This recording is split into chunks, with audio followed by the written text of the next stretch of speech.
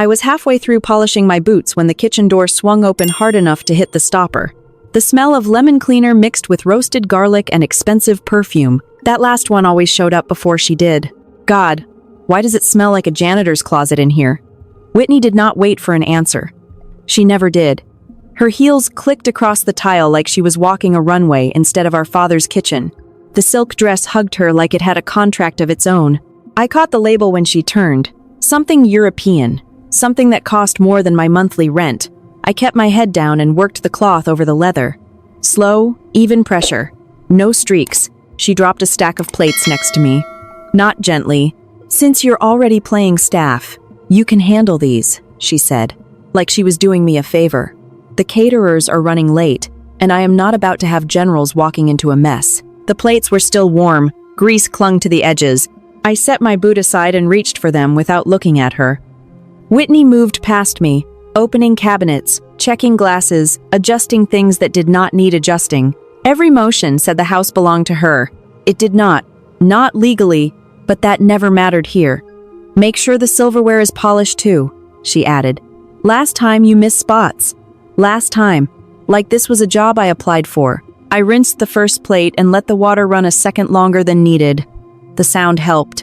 It filled the space where a response would have gone. Footsteps echoed from the hallway. Slower. Heavier. Arthur Pierce did not rush for anyone. There you are, he said, voice already warm before he even reached Whitney. You look incredible. I glanced up just long enough to see him take her in. Approval was easy when it was her. Grant's investors are going to be very impressed tonight, he continued. That company of his, smart move. Logistics is where the real money is now. Whitney smiled like she had built it herself. I told you he was different, she said. Not like the usual crowd. Arthur nodded like that settled something important. Then his eyes shifted to me, and the temperature dropped without warning. You're still in that? He asked. I looked down at my fatigues. Clean. Pressed. Regulation. Yes, sir. He sighed like I had disappointed him personally. We have high-level guests arriving tonight. People who matter. I do not need them wondering why there is this in the middle of my kitchen. This. No name. No daughter. Just this. I will stay out of the way, I said. That would be best, he replied. Actually, stay in here. Help the staff. It will be less confusing. Whitney let out a small laugh, just enough for him to hear. Arthur turned back to her. Immediately, Grant mentioned a new routing system, something about cutting costs without sacrificing quality. Brilliant. Of course it is, Whitney said. He does not miss. I dried my hands and picked up the next plate. They kept talking. Contracts. Numbers. Names dropped like currency. I recognized a few, not from dinners, from briefings. Whitney poured herself a glass of red wine, swirling it like she had been trained for it. She leaned against the counter, watching me for a second too long. You know, she said, you could at least try to look presentable. Those things, she gestured at my uniform, are not exactly helping the family image. I did not answer. She took a sip, then stepped closer, close enough that I could smell the wine over her perfume. Actually, she said, almost thoughtfully, do not bother. It is kind of fitting. Her hand tilted. The wine missed my boots by an inch. Dark red spread across the tile, slow and deliberate. Whitney smiled. Clean that up, she said, since sweeping floors is all your clearance allows. Arthur did not correct her. He did not even look. I grabbed a towel from the rack and knelt down. The fabric soaked up the wine quickly, turning heavy in my hand. No reaction, no comment, just pressure and motion. Behind me, Whitney's heels clicked away. Her voice followed, already moving on to something else. I wrung the towel out in the sink and reached for another. That was when I saw it. A folder half open, sitting too close to the edge of the counter. Not kitchen paperwork. Not anything that belonged near food. Contracting documents. Clean print. Official formatting. Careless. Grant's name was stamped across the top. Below it, a series of numbers and routing details that did not belong in casual conversation. I did not touch it. I did not need to. I let my eyes pass over the page once, then again slower. Long enough. Numbers stick when you train them to. I went back to the floor. The stain was almost gone now, just a faint shadow left behind. Arthur's voice carried from the next room, louder now. He was already telling someone how proud he was. Not of me. Never of me. Of Whitney. She laughed at something light, effortless. I pressed the towel down harder than necessary, then stopped. There was nothing left to clean. I stood, rinsed the cloth, and hung it back exactly where it had been. From the doorway, I could see the dining room filling up. Suits, dresses, people who thought they were walking into a deal. They were, just not the one they expected. I picked up my boots and set them on the counter. The leather caught the light perfectly. No marks, no stains, exactly how I liked it. I slipped them on, tightened the laces, and stood there for a second longer than needed. No one noticed. They never did. I wiped the floor in silence. Whitney thought I was bowing to her, but the truth was simpler and much more dangerous. I was memorizing the exact offshore routing number that would put her husband in federal prison. I did not slow down when I left the house. I did not look back either. By the time the gate closed behind me, the noise was already fading. Laughter, glassware, Whitney's voice cutting through everything like it always did. It all disappeared the second I got into my car. The drive to Fort Braxley took just under 40 minutes. No music, no calls, just the routing number running on a loop, in my head, clean and precise. I did not write it down. I did not need to. The base perimeter came into view through a low stretch of fog. Concrete barriers, reinforced fencing, armed guards who did not smile and did not ask questions they did not need answers to. This was my version of home. I flashed my credentials at the checkpoint. The guard scanned it, then straightened slightly. Evening, ma'am. Evening. No hesitation. No doubt. No one asking me to stay in the kitchen. The car rolled forward. The air changed the moment I crossed inside. Cooler, cleaner, controlled. I parked in a reserved slot near a building that did not have a name on it. Just a number. No windows on the lower levels. No signage. Inside, the first door required a key card. The second needed a fingerprint. The third took a retinal scan. Each lock clicked open with a solid mechanical certainty. No guessing, no pretending. By the time I stepped onto the operations floor, the sound hit me first. A low, constant hum. Server racks running at full load. Air systems pushing chilled airflow through tight corridors. Keyboards tapping in steady rhythm. No perfume. No wine. No fake laughter. Just work. Heads turned when I walked in. Not out of curiosity. Out of awareness. "Ma'am," one of the analysts said, already standing. "At ease," I replied, setting my bag down on the nearest console. 3 rows of workstations, 12 analysts on shift. All cleared, all trained, all focused. This was my team. "Pull up a secure node," I said. "I need a clean trace on a financial routing number." No one asked why. One of them, Reyes, swiveled his chair and started typing immediately. "Ready when you are." I recited the number from memory. He entered it, cross-referencing across multiple databases at once. Domestic banking logs, offshore registries, flagged transaction pathways. The system did not take long. "Routing hits offshore," Reyes said. "Came in linked shell, but it is layered. Multiple pass-through accounts. Unwind it." Another analyst joined in, pulling up transaction histories. Lines of data filled the screen. Transfers, timestamps, account shifts designed to look random. They were not random. They were sloppy. "Patterns too clean," someone muttered. "Same intervals, same amounts. Whoever set this up did not expect anyone to look this close."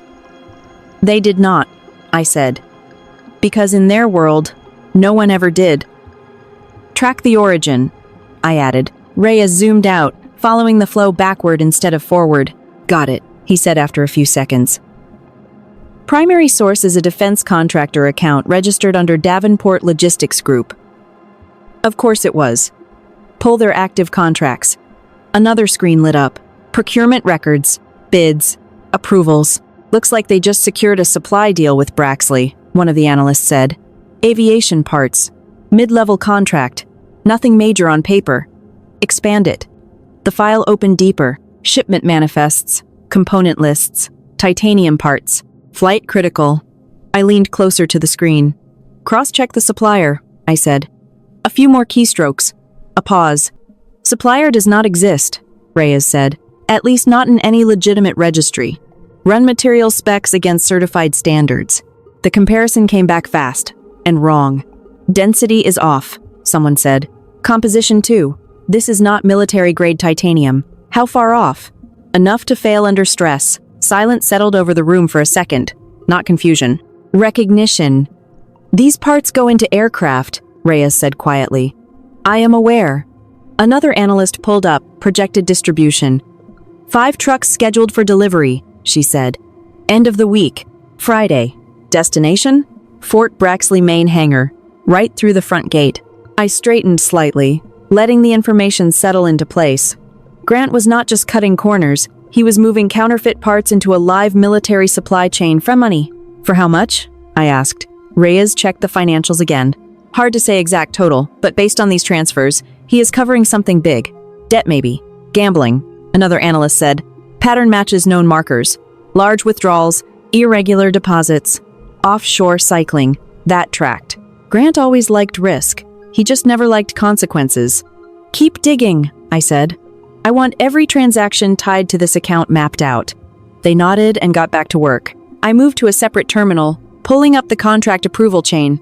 Every deal like this needed sign-off, layers of verification, security clearance checks.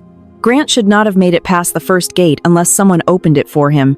I scrolled through the digital signatures, names, ranks, authorization codes. Then I saw it. I did not react right away. I did not need to. The name sat there, clean and official. Colonel Arthur Pierce, retired. Legacy access still active. Authorization override granted. I clicked into the signature details. Encryption matched. Timestamp aligned. No signs of external breach. This was not a hack. This was permission. I leaned back in the chair, staring at the screen for a second longer than necessary. Behind me, the room kept moving, data flowing. Analysts' work, he said. Normal. Except it was not. My father had just cleared a fraudulent contractor into a military supply chain. Not by accident. By choice. I replayed the conversation from earlier in my head. His voice. The pride when he talked about Grant's brilliant company. He knew. Or, really, the more dangerous possibility was that he did not care enough to check. Either way, the result was the same. He had signed off on parts that could fail mid-flight. Pilots would not see it coming. They never do. Ma'am, Reyes said, glancing back at me. You want us to flag this up the chain? I looked at the screen one more time. At the name, at the signature. Then I closed the file. Not yet, I said. The room paused just slightly. We need more, I continued. Full chain of custody, every approval, every shipment detail. I want this airtight. Yes, ma'am. They went back to work. No questions. That was why they were here. I stood up, stepping away from the terminal. The hum of the servers felt louder now, like it was pressing in from all sides. Back at the house, everything had been noise without meaning. Here, every sound meant something. Every click, every line of code, every decision. I walked toward the exit, passing through the layers of security in reverse. Doors unlocking, then sealing behind me. By the time I reached the parking lot, the air felt different again. Colder, clearer. I got into my car, but I did not start it right away. For a second, I just sat there, hands resting on the wheel. Whitney's voice echoed faintly in my head, laughing, dismissing, certain she had already won. Arthur's voice followed, disappointed, final. They thought this was about status, about who looked the part. They were wrong. This was about consequences, real ones. My father had mortgaged his honor, his legacy, and the safety of my pilots just to keep my sister in designer shoes. The time for being the quiet daughter was over. Sunday dinner at that house always ran on the same script. Expensive food, louder opinions, and just enough tension under the surface to make everything taste slightly off. Tonight was not different. It was just sharper. Whitney sat across from me, already halfway through her second glass of wine. Different dress this time. Same energy. Like the room existed to confirm her choices. Grant sat beside her, relaxed in that way people get when they think everything is already handled. His jacket was draped over the back of his chair, sleeves rolled just enough to look like he worked for a living. Arthur sat at the head of the table. Always. He carved into his steak like it owed him something. No one spoke to me for the first 10 minutes. That part was normal. Then Whitney set her glass down a little too hard. Kendall, she said, finally acknowledging I existed. I looked up. "We need a small favor," she continued, smiling like the word meant something harmless. Grant slid a folder across the table. It stopped right in front of my plate. "Just a standard transfer authorization," he said. "Internal logistics clearance should be routine for you." I did not touch it right away. I did not need to. I already knew what was inside. "Open it," Whitney said. Like I needed instructions. I pulled the folder closer and flipped it open.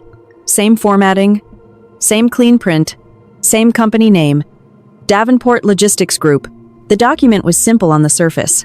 Shipment approval. 5 transport trucks. Scheduled entry. Destination, Fort Braxley. Friday. All it needed was a stamp. My stamp.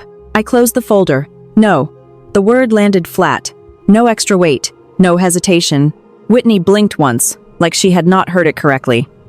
"Excuse me?" she said. "The parts are unverified," I replied. "I am not signing off on that." Grant leaned back slightly, studying me now. "They have already been approved," he said. "Multiple levels. Then you do not need me." Whitney laughed, but there was something tight behind it. "Oh, we need you," she said. "Your department handles the final pass. Or did you forget what you do all day?" I held her gaze. "I did not forget." Grant tapped the folder with 2 fingers. "Look," he said, voice shifting into something more controlled. "We are on a timeline here. These trucks move Friday. Delays cost money. Then maybe you should have made sure the parts were real," I said.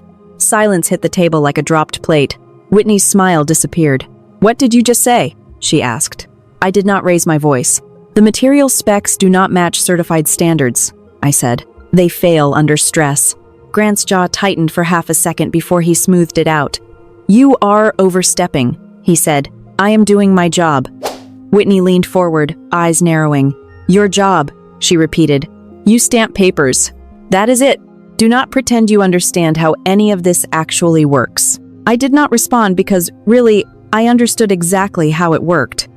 Grant shifted in his seat, irritation starting to show. "Listen," he said, dropping the polite tone. "This is not a discussion. We need that clearance, and you are going to give it to us." "No." The word did not change. That seemed to bother him more than anything else. Whitney pushed her chair back slightly, frustration bleeding through now. "God, this is exactly what I mean," she said, turning to Arthur. "She does this every time. Acts like she is better than everyone else, when she is barely even in the room." Arthur had not said anything yet. He just sat there, cutting his steak, chewing slowly. Then he set the knife down. "What is the problem?" he asked, without looking at me. "Kendall thinks she is an expert now," Whitney said, refusing to help her own family over a basic approval. Arthur finally looked up at me. "You cannot sign it?" he asked. "I will not." That got his attention. His expression shifted, subtle but immediate. "That was not the question," he said. "The parts are compromised," I replied. "They should not be entering the base," Grant scoffed. "Based on what? Your instincts?" "Data." Whitney rolled her eyes. "Oh, please," she said. "You work in logistics. You do not run investigations." Arthur's hand came down on the table hard. The plates rattled. Glasses shook. "That is enough," he snapped. The room went still. He pointed at me. "You do not get to sabotage your sister's family because you are unhappy with your own life," he said. "I am not sabotaging anything." "You are jealous," he continued, voice rising. "You have always been jealous. Whitney built something. She married well. She understands how this world works." I did not move. He leaned forward, anger sharpening every word. "And you," he said. "You hide behind paperwork and act like it makes you important. It does not." Whitney sat back, watching, enjoying it. Grant stayed quiet now, letting Arthur do the work. "You are a stain on the Pierce military legacy," Arthur said. "Do you understand that? A stain. While your sister elevates this family, you drag it down with this." He gestured vaguely at me. "My uniform, my existence." "You will sign that document," Arthur said, "or you will leave this house and not come back." The room held its breath. I looked at him, really looked at the man who measured worth in rank and reputation, at the man who had just sold both without realizing it. "No," I said it again. It was not louder. It did not need to be. Arthur stood up so fast his chair scraped across the floor. Then get out, he said. Pack your things and get out of my house.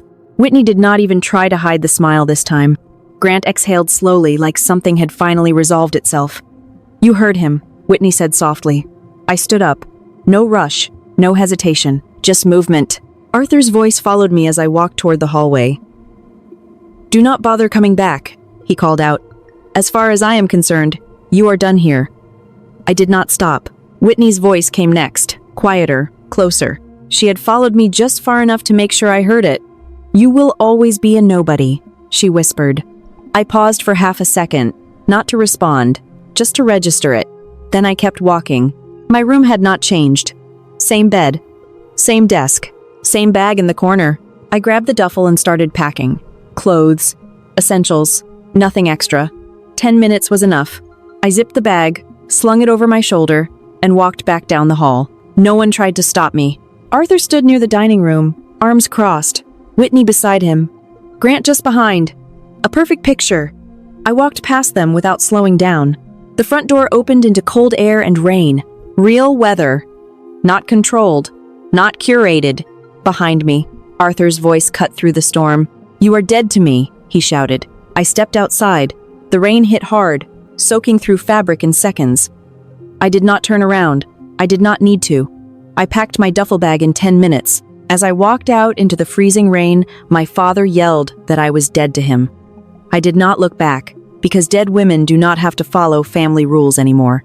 The rain was still coming down when I unlocked the door to my apartment. No hesitation, no second thoughts, just a key turning and a clean, quiet space on the other side. The place was small. One bedroom, one desk, one couch that did not pretend to be comfortable. No decorations, no family photos, no reminders of anything I had not chosen to bring in. I dropped the duffel by the wall and took off my jacket. Water hit the floor in a steady line. For a second, I just stood there.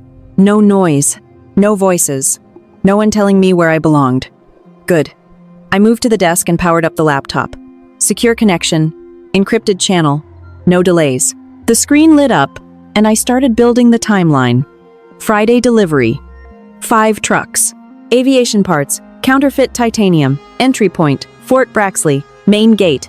I mapped everything out in clean lines, no guesses, no assumptions, just verified data, every transaction, every approval, every gap they thought no one would notice. They did not hide it well. They just assumed no one important would look. I leaned back slightly, reviewing the flow. Grant was not careful. He was desperate. That made him predictable. The phone buzzed on the desk.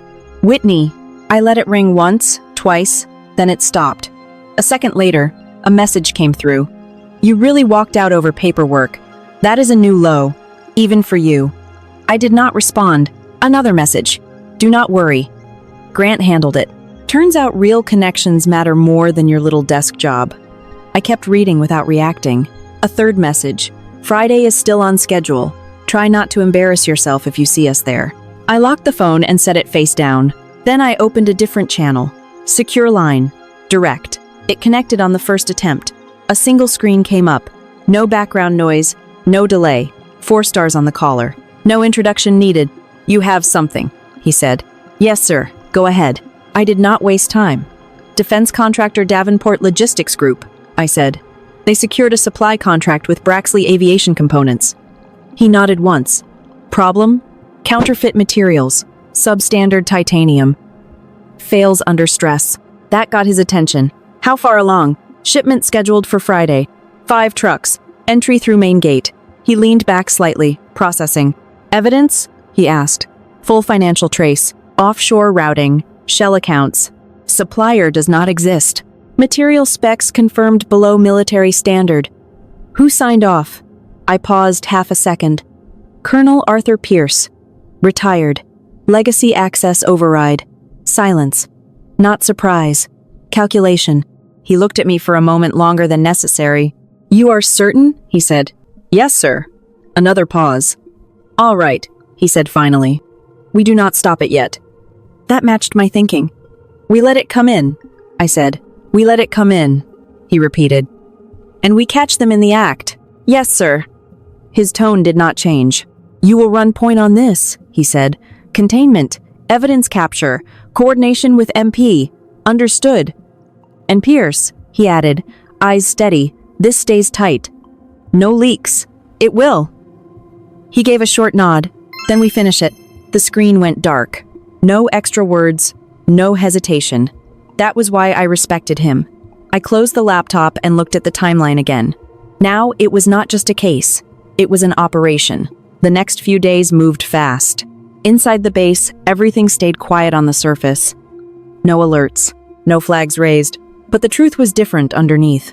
My team worked in controlled layers, tracking shipments, tagging routes, watching every movement tied to Davenport Logistics Group. We did not interfere. We did not warn.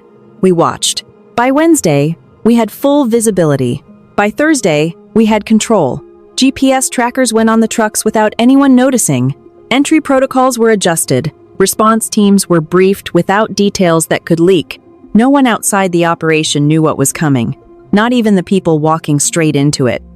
Thursday night, I stood in my apartment, reviewing the live feed. 5 trucks, all moving, all on schedule. Grant did not deviate. He could not afford to. The phone buzzed again. I did not need to check, but I did anyway. Whitney had posted something publicly this time. A photo. Black car. Clean lines. Expensive enough to make a point. Her reflection in the window, smiling like nothing could touch her. The caption was simple. "Securing the bag. VIP. Access. Only." I stared at it for a second. Then I closed the app. Across the room, my dress uniform hung ready. Pressed perfect. Every line exactly where it needed to be. I stepped over and adjusted the collar slightly. No wrinkles. No mistakes. Unlike them. I checked the time. Less than 12 hours. Everything was in place. Every piece exactly where it needed to be. No improvisation left. Just execution. I turned off the lights and stood there in the dark for a moment, not thinking about Whitney, not thinking about Arthur, just the operation. The trucks would reach the gate. They would expect clearance. They would expect control. They would expect the system to work in their favor. They were wrong. They thought they had outsmarted the system. But the truth was simpler than that. The system was not a computer program. The system was me. The air smelled like diesel and rain before the convoy even came into view.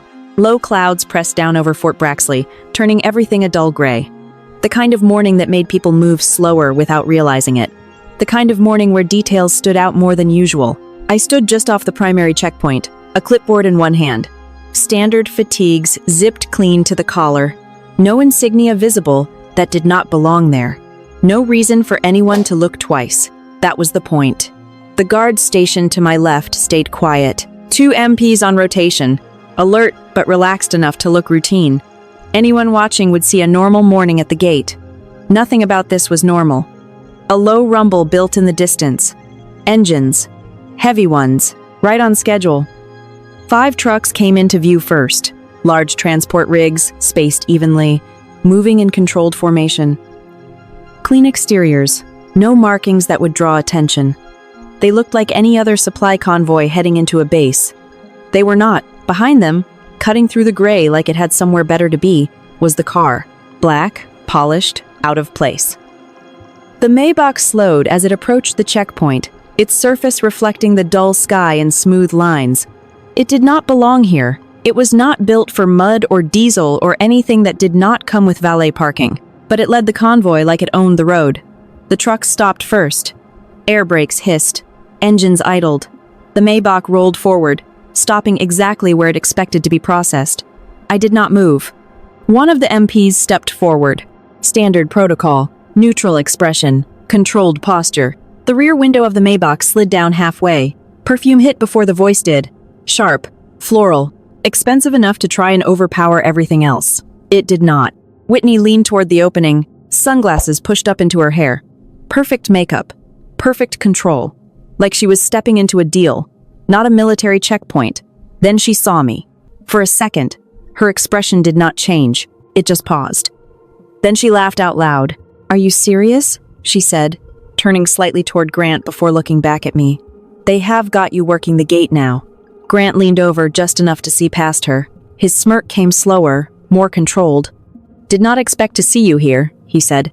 I did not respond. The MP stood in position, waiting.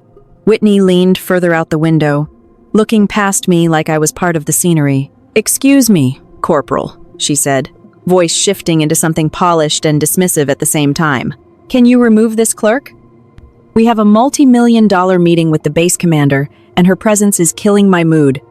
The word clerk hung in the air for a second. Familiar, Grant reached into his jacket and pulled out a badge.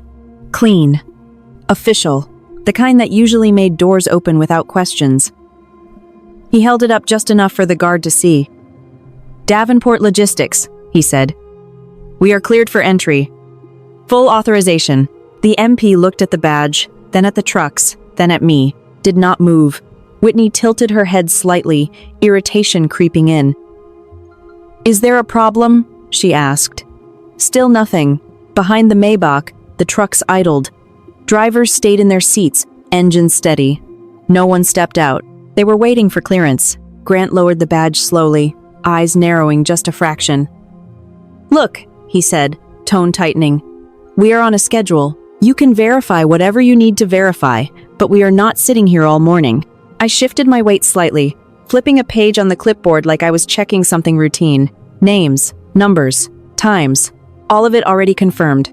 Whitney watched me, the amusement still there, but thinner now. You know, she said, this is actually kind of perfect. You always wanted to be useful. Now you finally are. I kept my eyes on the page.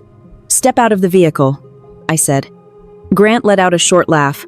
Not happening, he replied. Whitney leaned back in her seat, crossing her arms loosely. Sweetie, I do not think you understand how this works, she said.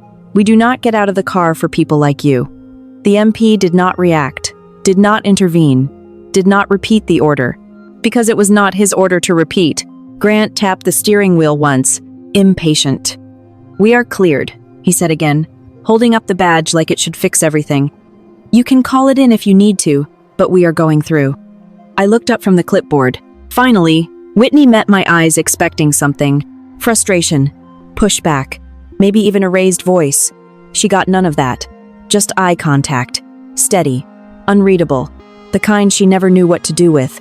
For a second, the air shifted, not enough for her to notice. Enough for everyone else. One of the MPs behind the checkpoint adjusted his stance slightly. Not obvious. Just ready. Grant noticed that. His smirk faded just a fraction. What is going on? He asked, more to the space than to me. I did not answer him. Whitney leaned forward again, irritation winning out now. This is ridiculous, she said. We do not have time for whatever this is. Either clear us or get someone who actually matters out here. The trucks idled behind them, engines rumbling under the weight of what they carried. 5 trucks, counterfeit parts, one signature that should never have existed, one mistake they did not even know they had made. Rain started to fall again, light at first, then steady. Drops hit the hood of the Maybach, sliding down the polished surface in clean lines. Whitney glanced up briefly, annoyed. This weather is unbelievable, she muttered. Grant shifted in his seat, looking past me now, scanning the checkpoint like he expected someone else to step in. No one did, because everyone who mattered was already here. The MP at the window did not move.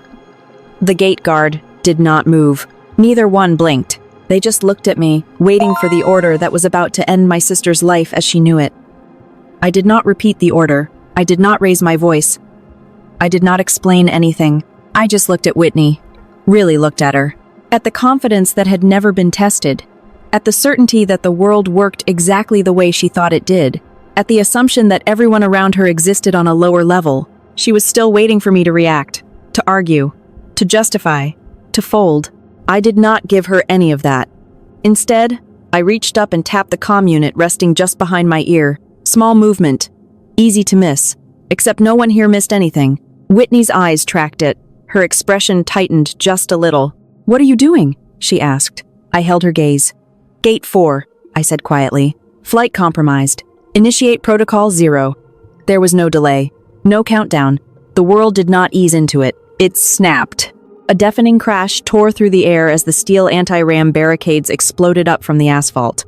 The sound was not just loud, it was violent. metal slamming into locked position with enough force to shake the ground under our feet.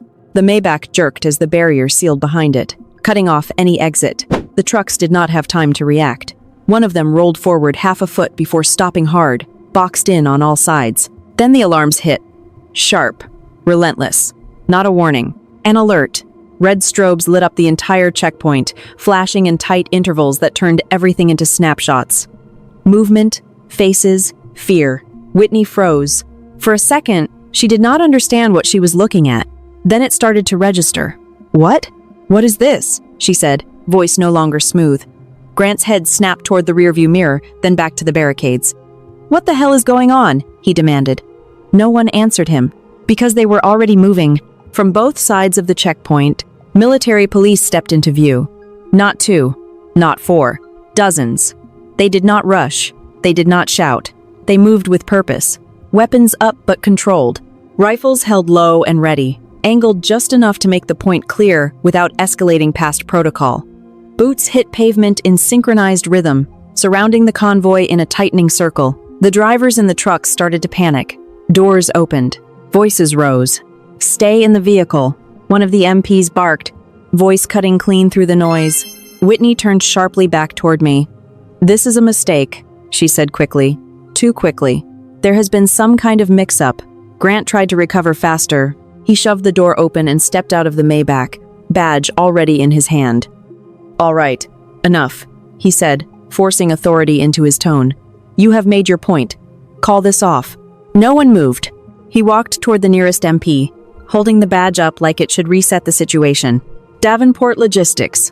We are cleared for entry. Whatever this is, you are interfering with a federal contract." The MP did not even look at the badge. Grant hesitated for half a second. Then he turned back to me. "Fix this," he said, voice dropping the last layer of patience. "Now." I did not move. I did not respond. The red lights kept flashing, washing over his face in sharp intervals. Confidence. Confusion. The first hint of something else. Whitney stepped out of the car more slowly, heels sinking slightly into the damp ground.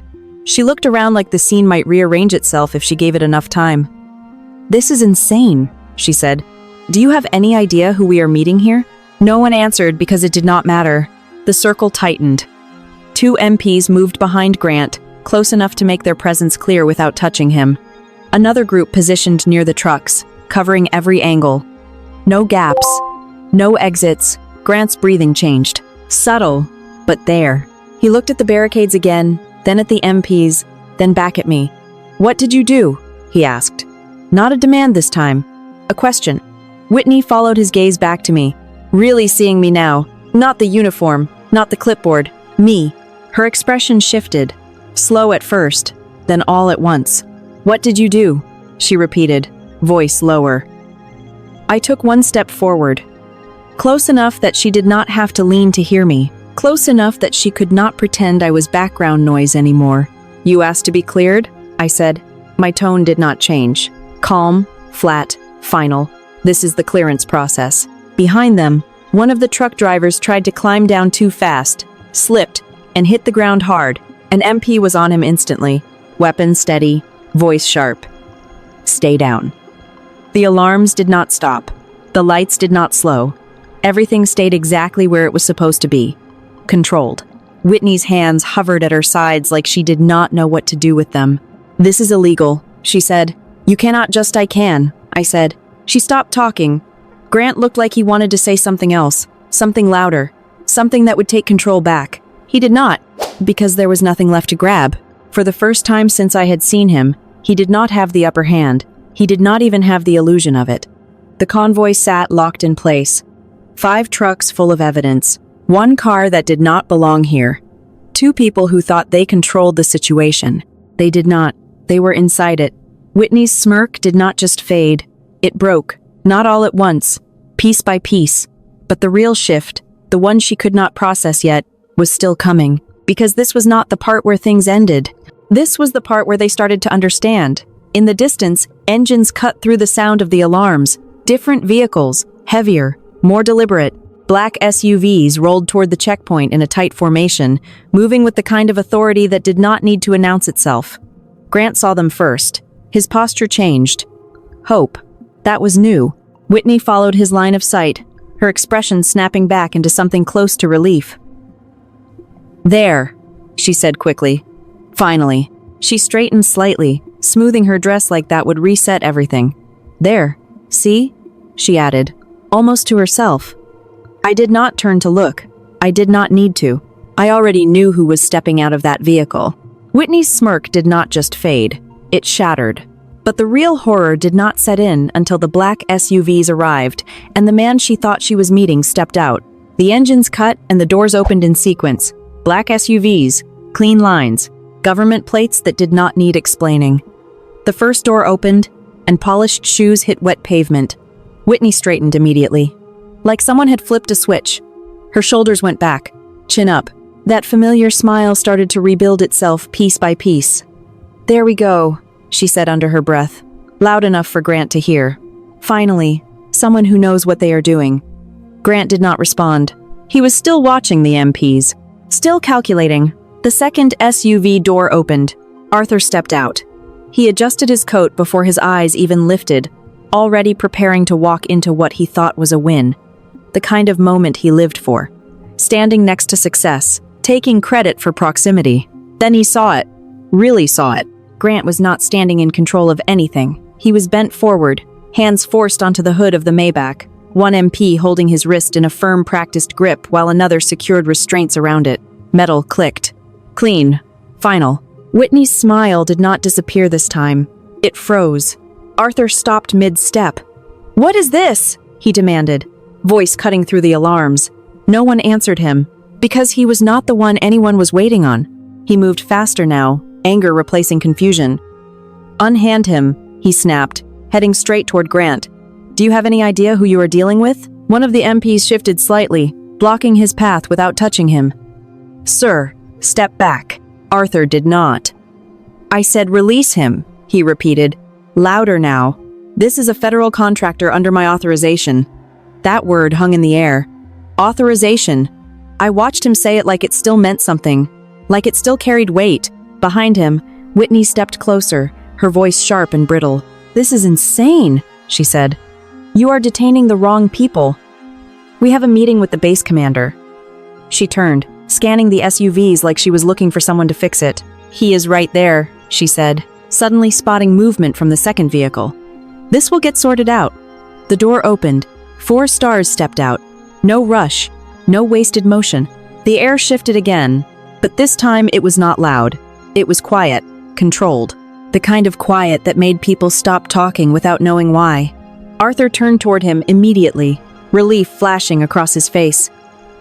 "General," he called out, stepping forward. "Thank God. There has been some kind of misunderstanding here. My daughter," he pointed at me without looking, "has caused a scene at your gate. I suggest you have her removed before this escalates any further." The general did not stop, did not respond, did not even acknowledge that Arthur had spoken. He walked past him. Just past him. Arthur faltered, his words cutting off mid-sentence. Whitney tried next. "Sir," she said quickly, stepping into his path, her tone switching to polished urgency. "There has clearly been a mistake. We were invited here." He did not slow down, did not look at her, did not see her.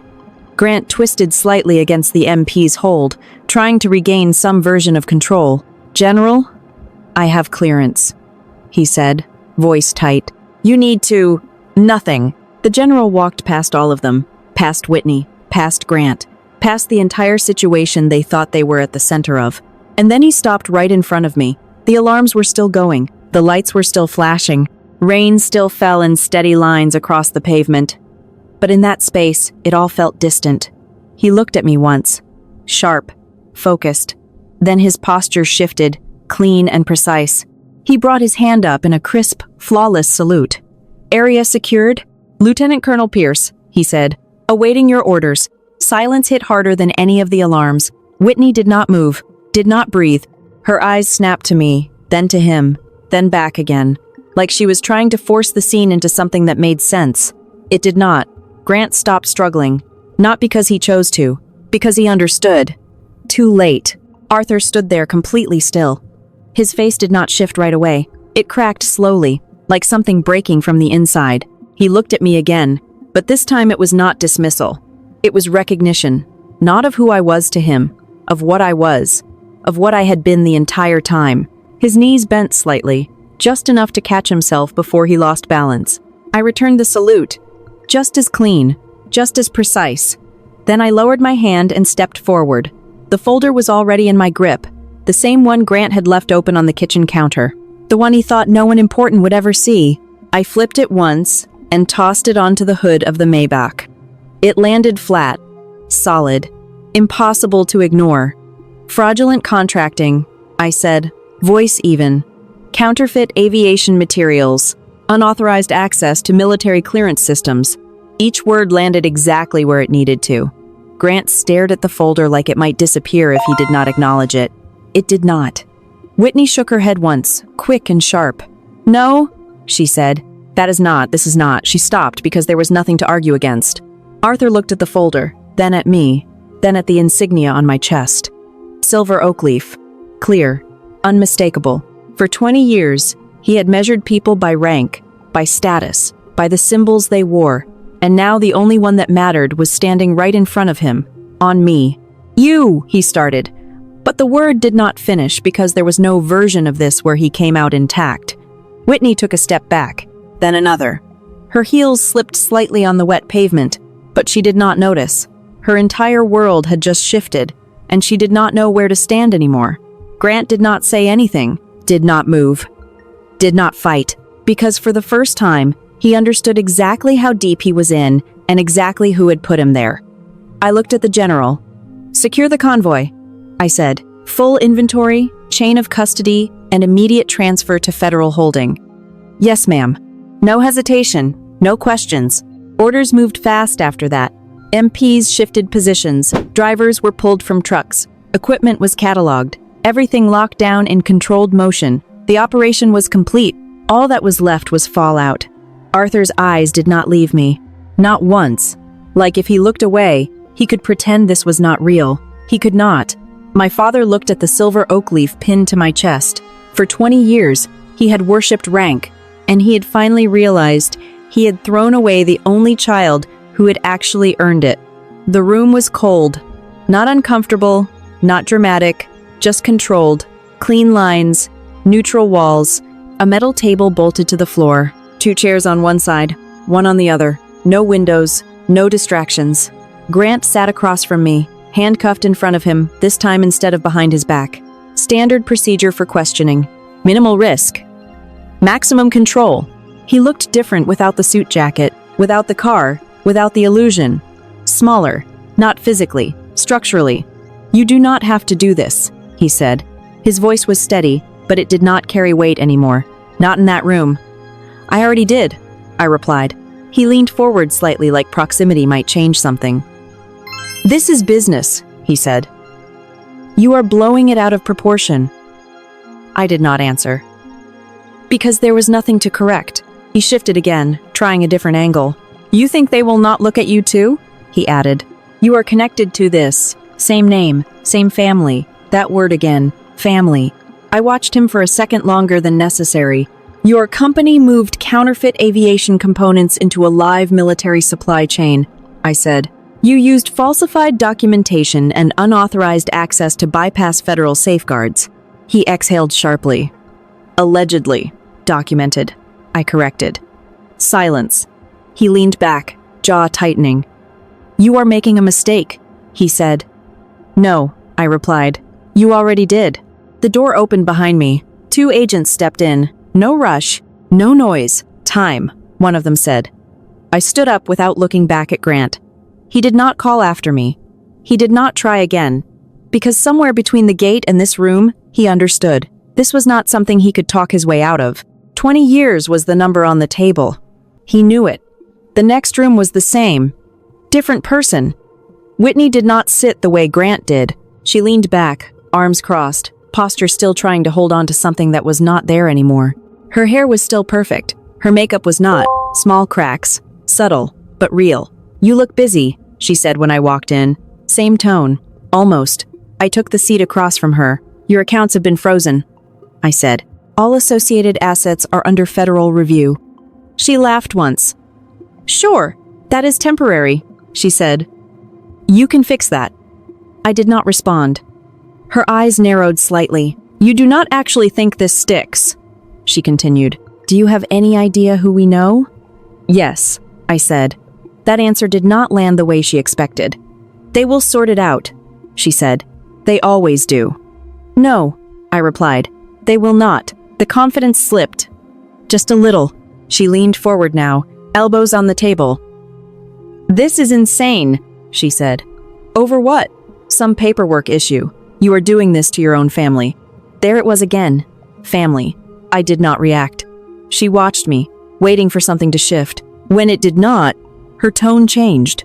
Less sharp, more direct. You can stop this, she said. Right now. Just tell them it was a misunderstanding. No, the word did not need anything else. Her lips pressed together. You are serious, she said quietly.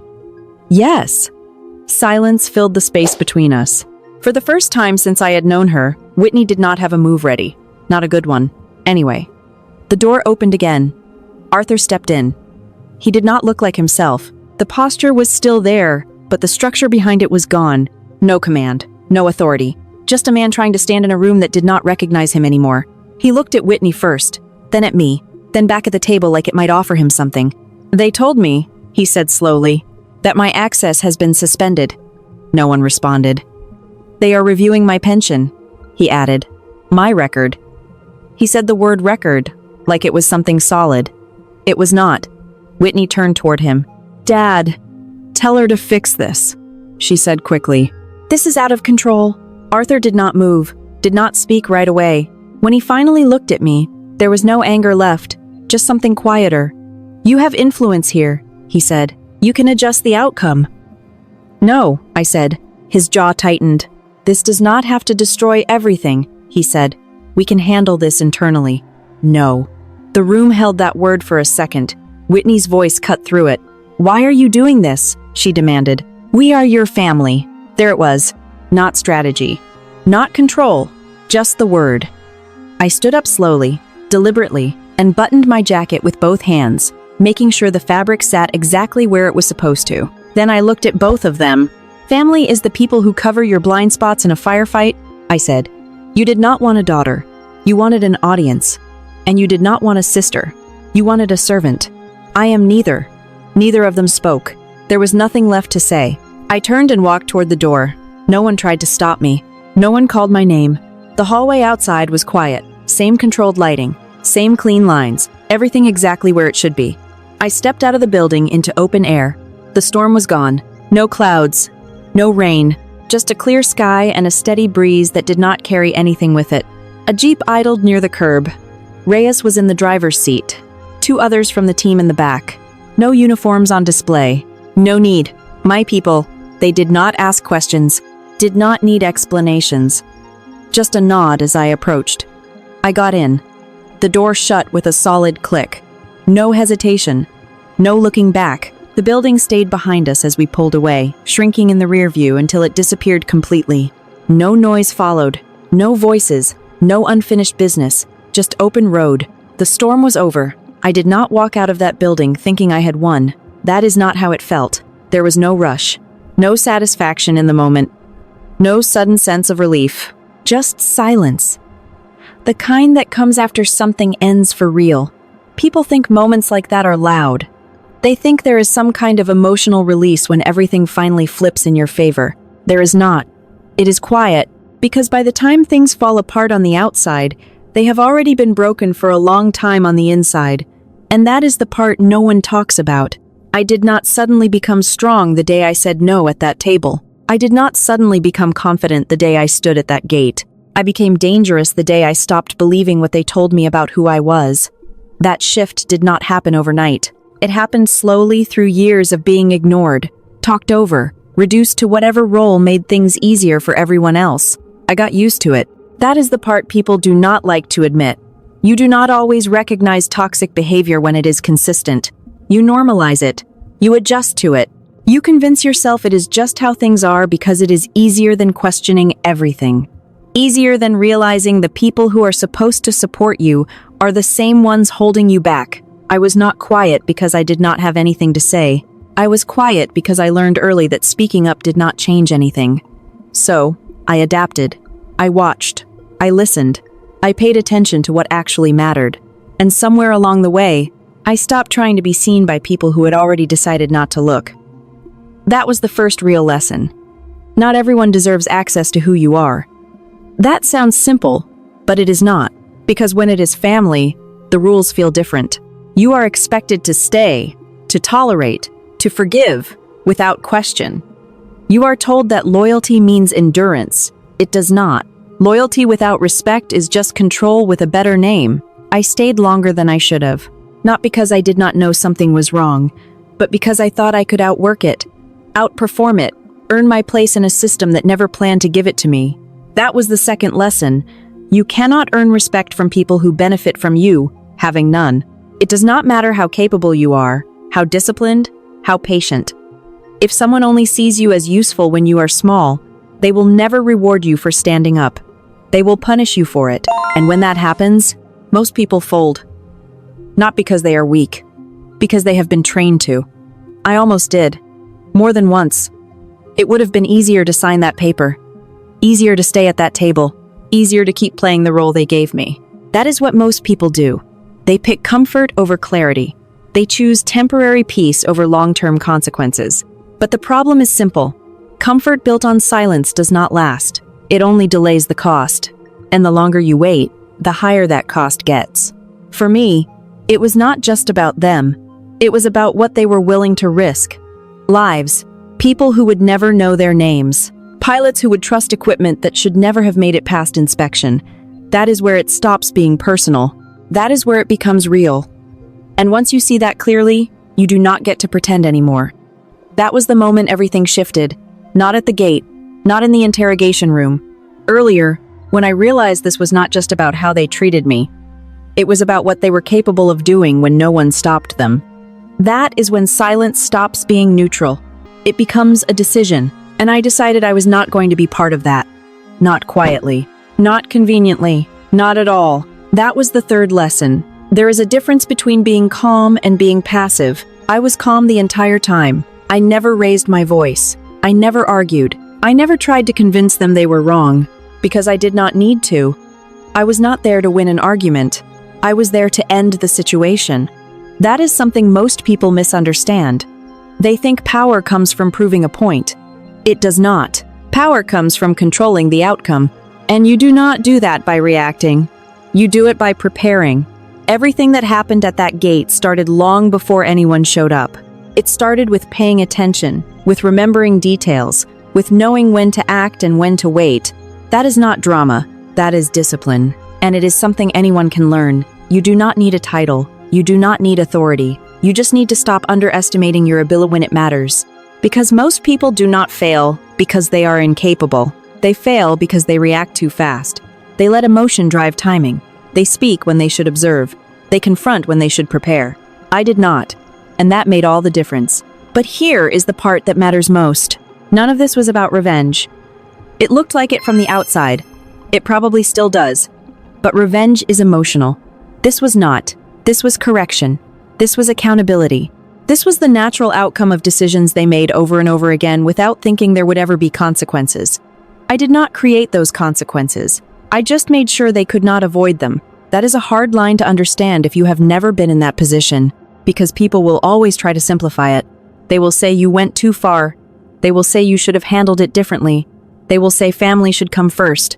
But those are usually the same people who have never had to choose between doing what is right and keeping the peace. The same people who have never been placed in a position where silence cost more than action.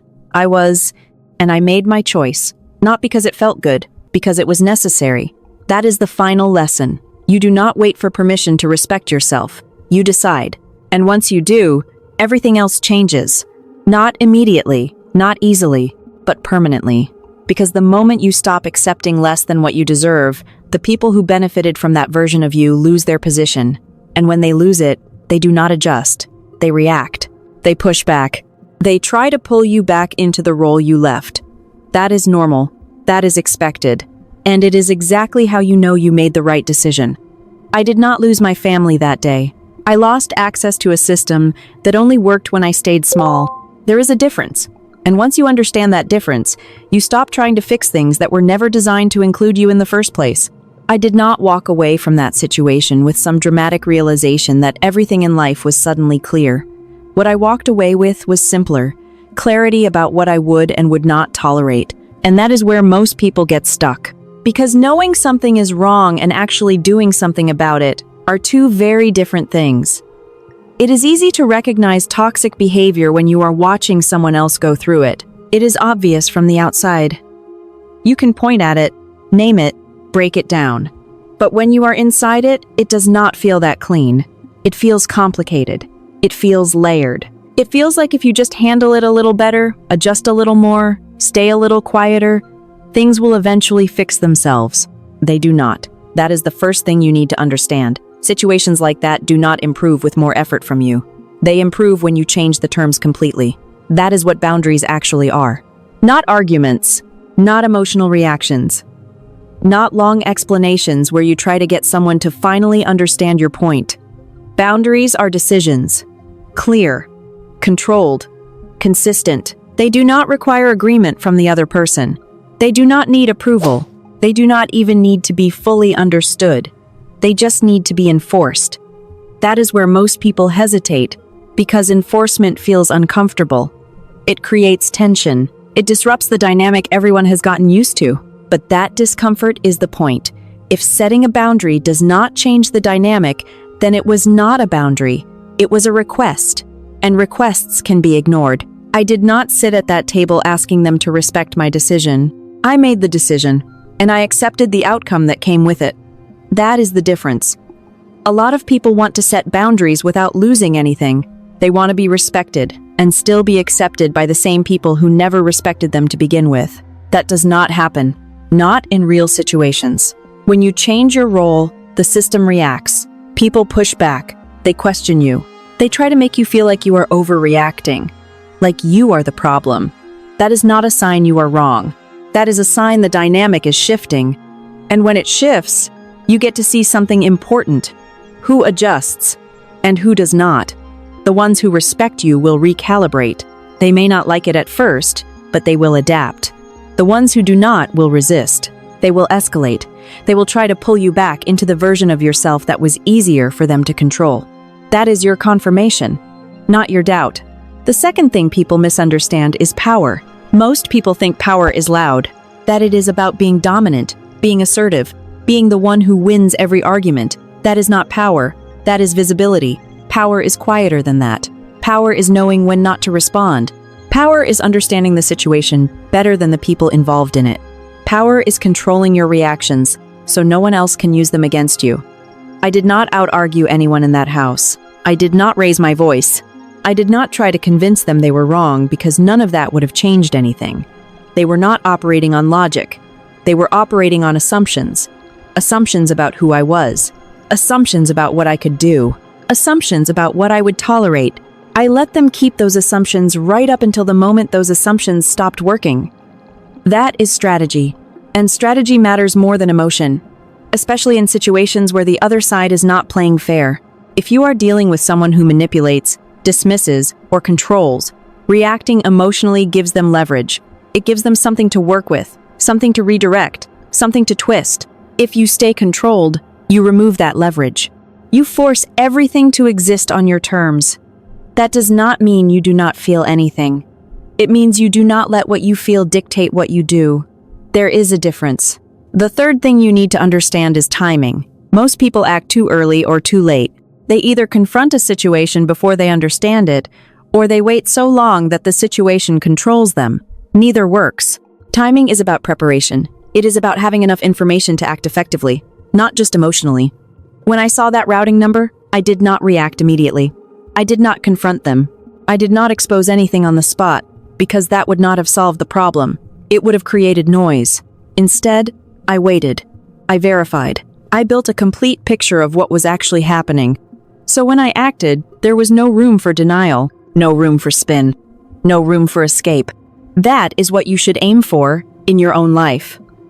Not dramatic confrontations, not impulsive decisions. Clear, informed actions that lead to real outcomes. And that applies to more than just extreme situations. It applies to everyday life. Work, relationships, family. If someone constantly disrespects your time, you do not argue about it every time it happens. You change how accessible you are. If someone dismisses your input, you do not fight for their validation. You stop offering it in the same way. If a situation keeps putting you in a position where you have to compromise your standards, you do not keep adjusting. You step out of the situation. That is how you regain control. Not by forcing others to change, by refusing to stay in patterns that do not work for you. That is practical. That is realistic. And that is something anyone can do, regardless of their position. Because at the end of the day, you do not need authority to make decisions about your own life. You do not need permission to stop participating in something that is costing you more than it is giving you. You just need to be honest about what is actually happening and willing to act on it. That is where most people hesitate. Not because they do not know, because they do. They hesitate because action comes with consequences. It changes relationships. It shifts expectations. It forces people to respond in ways you cannot always predict. But staying in the same place has consequences too. They are just slower, less obvious, and a lot more expensive over time. I made my choice when I realized the cost of staying was higher than the cost of leaving. That calculation is different for everyone, but the principle stays the same. If something consistently takes from you without giving anything back, it is not something you need to fix. It is something you need to reassess. And if reassessment leads to action, then that action needs to be firm, not temporary, not conditional, consistent. Because consistency is what turns a decision into a boundary. And boundaries are what turn intention into real change. If you made it this far, you did not just listen to a story. You recognized something. Maybe not in the details. Not everyone has a situation that extreme. But in the pattern, that part is universal. The dynamic where one person controls the narrative, where someone else is expected to stay quiet, where family is used as a reason to tolerate things that would not be acceptable anywhere else. That shows up everywhere. Different forms, different levels, different environments. But the structure is the same, and once you see it clearly, you cannot unsee it. That is why stories like this matter. Not because they are dramatic, not because they feel satisfying at the end, but because they give you a framework to recognize what is happening in your own life. A lot of family stories do not end with accountability. A lot of family drama does not resolve cleanly.